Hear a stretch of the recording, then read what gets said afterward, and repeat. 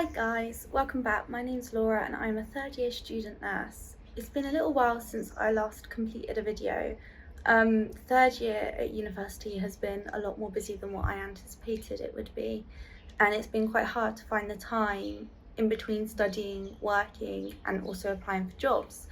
And I've undergone the job application process for a newly qualified position, and I just wanted to share some tips and advice on some stuff that I have done as a person with a disability to help me in the recruitment process for a newly qualified role. Many universities will offer the chance for you to attend newly qualified open events at your local trust.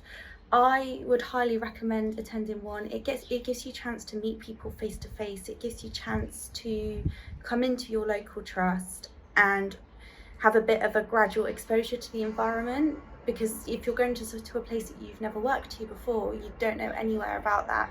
So coming into that environment and then you can go home afterwards, again, it just helps to ease that anxiety if you're looking at working in a new trust. For me, it was rather beneficial because I got to meet people face to face. I got to meet a couple of people who did my interviews, and I also got to get in touch with somebody who does mentoring for newly qualified nurses and experienced nurses. And I found the recruitment team and I found this gentleman who does the mentoring and the peer support, and I've approached them myself and I said to them, what advice can you give me and what support can you give me as somebody who has additional needs, who is applying for a newly qualified position? I was quite fortunate in that this gentleman was ever so lovely. He's dropped me an email and he's spoken to recruitment on my behalf on what reasonable adjustments I can have at interviews, what other resources I can access prior to interview, and I would like to share this with you guys. So first of all, I would recommend getting in touch with somebody similar to the gentleman that I spoke to see what they can do before you start applying for jobs. As a result of this conversation, I was recommended to apply for a support for access to work.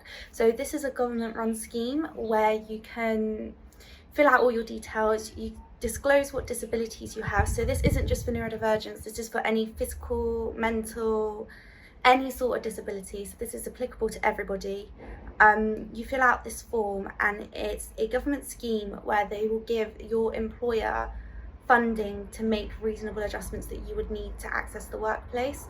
So this is a government initiative trying to get people who have a disability into the workplace with their correct reasonable adjustments. Truthfully speaking, I did fill out the form and I've submitted it, and this was, a month and a half ago, 2 months ago, and I've still not heard anything back about it. So as you guys know, I have an ADHD diagnosis, I have a long-term mental health problem, and I have also recently received my autism diagnosis. So I disclosed this to the gentleman, and after his discussion with recruitment, they've also put me in touch with the National Autistic Society. And if you go onto the National Autistic Society's website, they have a returning to work or a seeking work guide for autistic people. This guide online I found exceptionally helpful.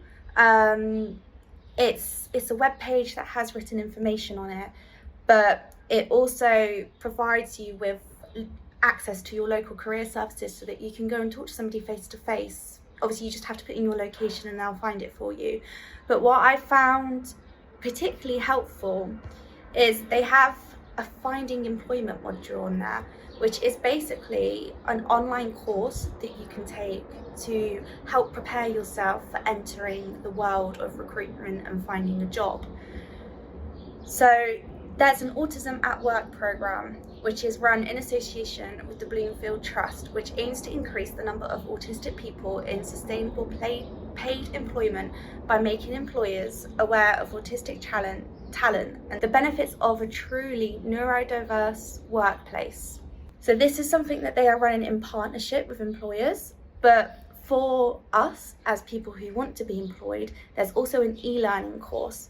So this e-learning course has been written and designed by autistic people and autism specialists. So there are training modules that are uniquely designed directly for autistic people. And this course is interactive. It has reflective questions, films, quizzes, animations, activities, and there are multiple modules, and each module will take about 60 to 90 minutes to complete. But I think this is quite beneficial. So I've got a couple of examples of some of the modules. Oh, these are all free of charge, by the way. So some of the modules include a guide to the mental health experiences and needs of autistic teenagers, understanding autism, autism and communication, autism and sensory experience. This one is particularly helpful for me, autism, stress and anxiety.